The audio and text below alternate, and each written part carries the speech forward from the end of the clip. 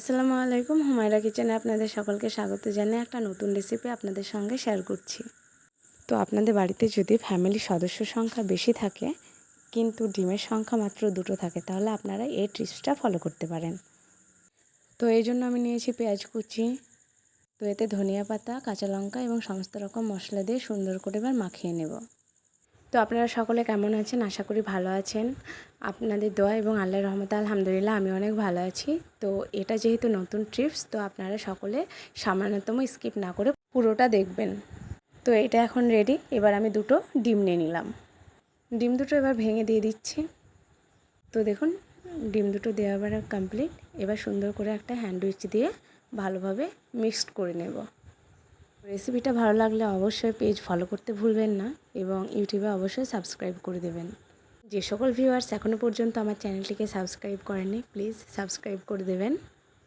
তো এরমভাবে প্রায় 5 মিনিট মতো আমি ভালোভাবে হ্যান্ডউইচ দিয়ে নেড়ে নিচ্ছি। এবার যেহেতু মিশ্রণটা রেডি, এবার আমি ওভেনে কড়াই বসিয়ে দেব। তো আমি কড়াইয়ে অল্প পরিমাণ তেল দিয়েছি। তো তেল দেওয়ার পরে সুন্দর করে ডিমের মিশ্রণটিকে দিয়ে দিলাম। দেন ওদিকটা ভাজা হওয়া পর্যন্ত আমি অপেক্ষা করব। আমরা বেসিক্যালি যেমনভাবে ডিমটা ভাজি তেমনভাবেই ভাজা করে নেব। তো দেখুন ওদিকটা ভাজা হয়ে গেছে। এবার হালকা হালকা করে দুপাশের ডিমটাকে উল্টিয়ে দিচ্ছি। দেন এবার ডিমটাকে উল্টিয়ে দেব। তো দেখুন 1 মিনিট মতো ওদিকটা ভালোভাবে ভাজা না হওয়া পর্যন্ত অপেক্ষা করতে হবে। এবার প্রায় ওদিকটাও বেশ ভালোভাবে ভাজা হয়ে গেছে। এবার সুন্দর করে কেটে নেব। তো দেখুন আমি খুন্তিতে করে কেটে নিচ্ছি। আপনারা চাইলে অবশ্যই নাইফ ইউজ করতে পারেন।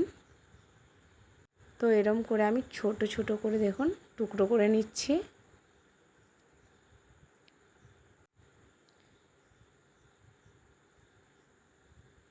তো এরম করে সুন্দর করে ভালোভাবে কেটে নিলাম।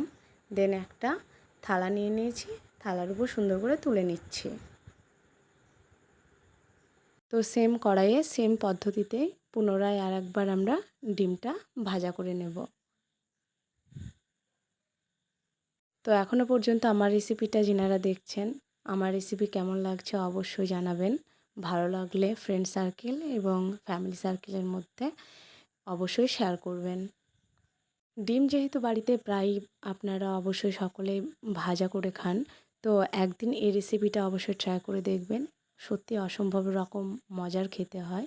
তো দেন দেখুন আমি এখানে বেসন নিয়ে নিয়েছি। বেসনের সঙ্গে সমস্ত রকম মশলা দিয়ে দিলাম।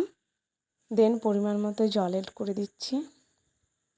জল দেওয়া হয়ে গেলে মিশ্রণটিকে ভালোভাবে দেখুন হ্যান্ডউইচ দিয়ে নেড়ে নিচ্ছি।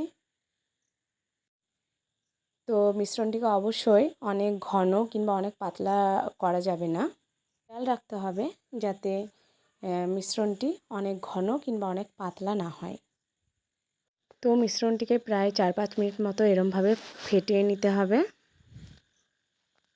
যেহেতু জলের পরিমাণ অনেকটাই কম ছিল, তাই পুনরায় আর একটুখানি জল অ্যাড করে দিলাম। দেন মিশ্রণটি এবার রেডি।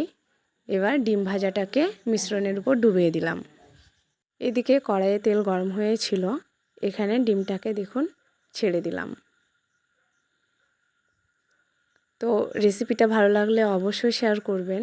আর আপনারা যদি বাড়িতে কোনো দিন ট্রাই না করে থাকেন অবশ্যই একদিন ট্রাই করবেন। তো সেম প্রসেসে সমস্ত ডিম ভাজাগুলো সুন্দর করে বেসনে দিয়ে এরমভাবে ভাজা করে নেব। তো আমার রেসিপিটা আপনাদের সকলের কেমন লাগলো অবশ্যই জানাবেন। ভালো লাগলে শেয়ার দিতে ভুলবেন না। আর হ্যাঁ, অবশ্যই একটা লাইক দেবেন। তো দেখুন সেম প্রসেসে আমি ডিমগুলোকে সুন্দর করে বেসনের মধ্যে ডুবিয়ে কড়াইয়ের তেলে ভাজা করে নিচ্ছি। যদি আপনাদের ফ্যামিলির সদস্য সংখ্যা 8 জন হন বাড়িতে 2টো ডিম আছে, তাহলে আপনারা অনায়াসে এই রেসিপিটা একবার ট্রাই করতে পারেন। তো এই রেসিপিটা বাড়ির বাচ্চা থেকে শুরু করে বাড়ির সকল মানুষই দেখবেন পছন্দ করবেন। ডিম দিয়ে বেসনের এই রেসিপিটা যে সকল আপুরা এখনও পর্যন্ত বাসায় ট্রাই করেননি অবশ্যই একদিন ট্রাই করে দেখবেন। তো সকলে খেয়ে দেখবেন, অবশ্যই অনেক প্রশংসা করবে। এবং আপনি কিভাবে এই রেসিপিটা বানিয়েছেন অবশ্যই আপনাকে জিজ্ঞাসা করবে। আপনারা এটা যে শুধু ভাতের জন্যই যে তৈরি করতে পারেন সেটা না, আপনারা এটা এমনিও সন্ধ্যের দিকে স্ন্যাক্স হিসেবেও খেতে পারেন। যে সকল বিবাহিত আপুরা আছেন অবশ্যই আপনারা সন্ধ্যের দিকে এই রেসিপিটা ট্রাই করে অবশ্যই বাচ্চাকেও দিতে পারেন। তো আমার রেসিপিটা প্রায় শেষের দিকে। এবার আমি পরিবেশনের জন্য সমস্ত ভাজাগুলোকে এক জায়গায় করে নেব।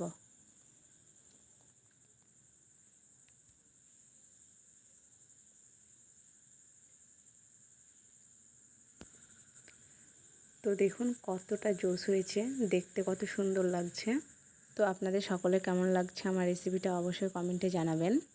ভালো লেগে থাকলে অবশ্যই শেয়ার করবেন। আমার রেসিপিটা প্রথম থেকে শেষ পর্যন্ত সঙ্গে থাকার জন্য অসংখ্য ধন্যবাদ। আজকের মতো এই পর্যন্তই। নতুন রেসিপি নিয়ে পুনরায় আসছি। আপনারা সকলে সুস্থ থাকুন, ভালো থাকুন। আল্লাহ হাফেজ, টাটা।